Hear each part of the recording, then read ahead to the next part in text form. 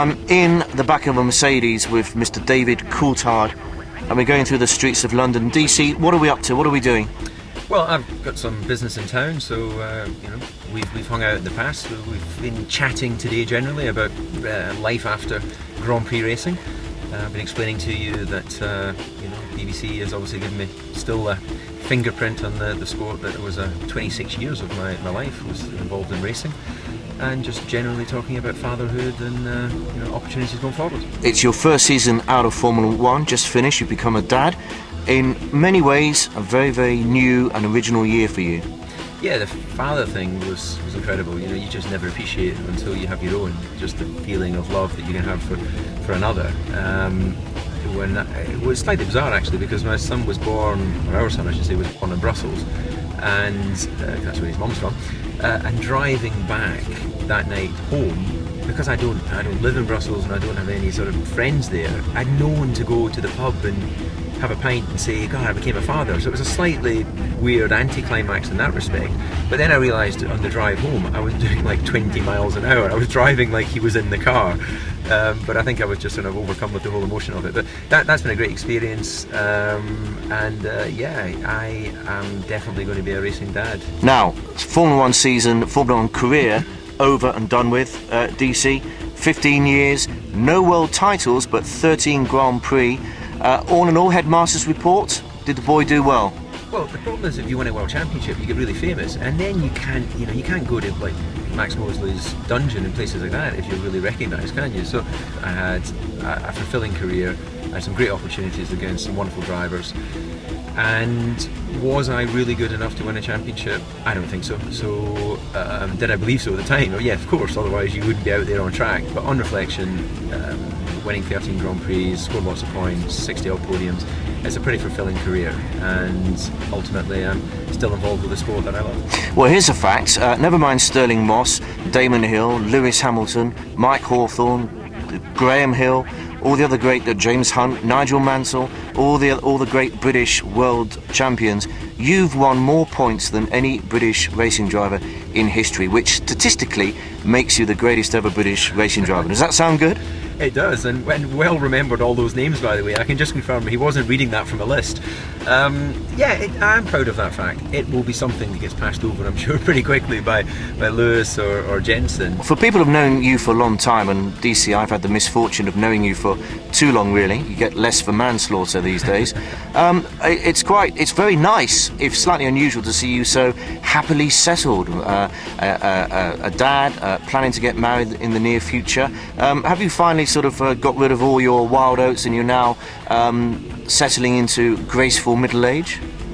I think so, yeah. It's funny how age catches up on you, and what didn't make sense a few years ago makes complete sense right now, and you do find yourself thinking, you know, I don't really want to go there this weekend, that weekend, because it's going to make late nights and it's going to be a distraction. So family becomes... Gosh, that's not you, is it? It wasn't me in the past, but... I mean, for example, what was your stock reply to the question a few years ago? Do you have any regrets in life? What was your stock answer? No, I don't know which one you remember, but it was probably something like... Buenos Aires? The Buenos Aires twins, yeah. Yeah, God, I missed out on that opportunity. Life created, or presented I should say, lots of opportunities, and I thought it was right to take as many of those opportunities as possible. Just as a matter of interest, because I know the public would want to know, going back to these Argentinian twins, were they identical? They were identical, yes. So that could have been confusing.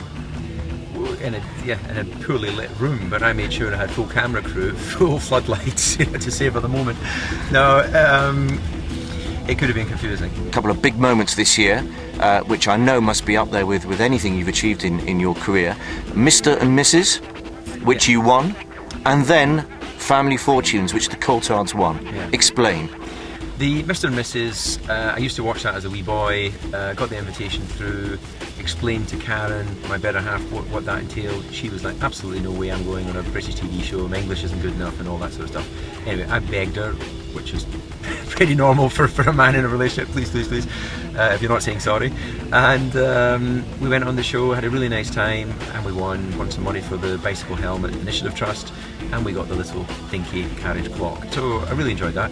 Family Fortunes. And just to stop, and you had to win it, did you? Oh yeah, absolutely. There's no point going on these shows to finish second. So I had a racing career finishing second, so I went on the show to win. And if you hadn't won, would it have been a problem for you?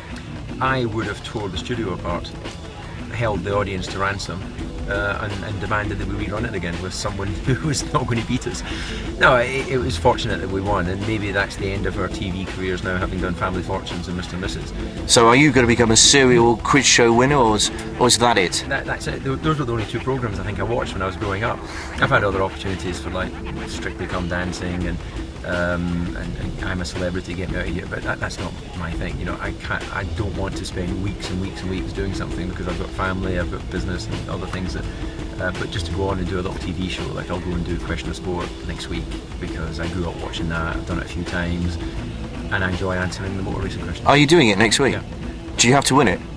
Well, there's 2 other people in the team. I can't carry the team, can I? No. The other thing you've done this year is moved seamlessly, it seems to me, into television. In terms, you've always been a familiar face on TV, but always being interviewed. Now you're interviewing or acting as a pundit, and I think it's gone pretty well. How about you? Yeah, I was a little bit nervous at the beginning of the year because it is a different role. Standing there, because when you're doing an interview, like here we are right now, I can talk for as long as I want, and although you would cut over me and say, look, you're boring me, shut up, answer the next question, most people would just sit politely and listen till you get to the end. But when you're working with live television, of course, everything is a segment, so it might be a 1-minute segment or a 2-minute segment, and by the time Jake, who's very, very good, links what we've come out of into a question to Eddie and a question to me, I might have 20 seconds to say something profound, and at certain points all I was coming away with was something like, oh, this is a great day for British motorsport. Well, you don't have to have won Grand Prix to say that, so as you say it, you're like, oh shit, why didn't you say something more interesting? But as the year goes on, you gain confidence, and I think we were much better at the end of the year. Now, what about the season? Some season, wasn't it?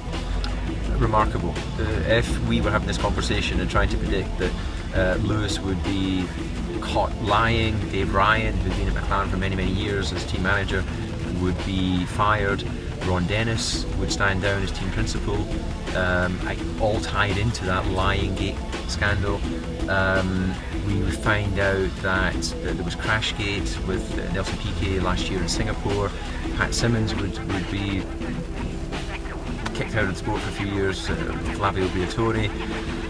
There's the scandals we saw. We'd never have imagined that. And then on the positive side, on the winning side, who would have believed that Braun, this time last year, Honda had just announced they were pulling out of Formula 1. Jensen didn't know if he had a drive, Rubens didn't know if he had a drive. Lots of people at Honda Grand Prix, as it was, lost their jobs. Anyway, they win the championship. McLaren had a horrible start to the year, but come back with, I think, the comeback of the year. To win a couple of Grand Prix, Red Bull established himself. There was so much happening this season that you would never have believed. And here we are at the end of the year, Kimi Räikkönen is going rallying next year. But says he'll be back in Formula 1. The world's gone mad. And next year, another good year, I would have thought. Lewis, Jensen, McLaren, going to be some year? Yep. Definitely Jensen has made a really ballsy decision to go to McLaren. The easy decision would be to stay with the team. He's just won the World Championship. He knows them well, been there for 6 years, between them being Honda and now Braun. But he's said to the world, look, I want a new challenge, and I'm prepared to put myself up against one of the quickest drivers in Formula 1 and Lewis Hamilton, and to carry the #1 plate and see how it works out. And I admire him for that.